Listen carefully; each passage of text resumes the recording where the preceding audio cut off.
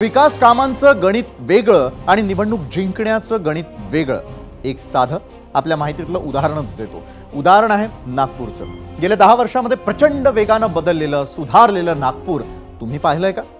देशभरामध्ये रस्त्याचं जाळं निर्माण करणाऱ्या गडकरींनी आपल्या होम पीचचा म्हणजेच नागपूरचा सुद्धा चेहरामोहराच बदलून टाकला आणि हे अगदी त्यांचे जे काही विरोधक म्हणणारे आहेत ते सुद्धा मान्य करतात।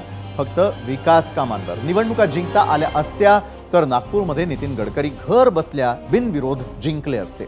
गडकरींना सकाळपासून रात्री उशिरापर्यंत प्रचारासाठी फिरावं लागलं नसतं। मतांचं नियोजन करण्यामध्ये शक्ती खर्च करावी लागली नसती आणि मी जे म्हणत होतो याचा तुम्हाला थोडा अंदाज आला असेलच आता। थोडक्यात काय तर निवडणुकीच्या राजकारणामध्ये डेव्हलपमेंट सोबत इमोशनल मुद्दे हे लागतातच।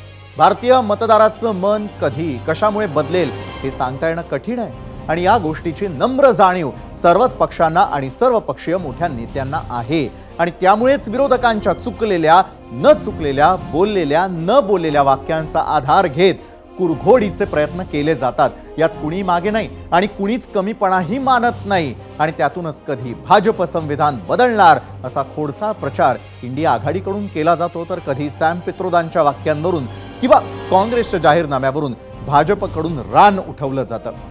फ्लोटिंग वोटर्सला आपल्या जाळ्यामध्ये ओढण्यासाठी हे प्रकार सुरूच राहतील। आपण पूर्ण माहिती घेऊन जबाबदारीने मतदान करणं तेवढं आपल्या हाती आहे।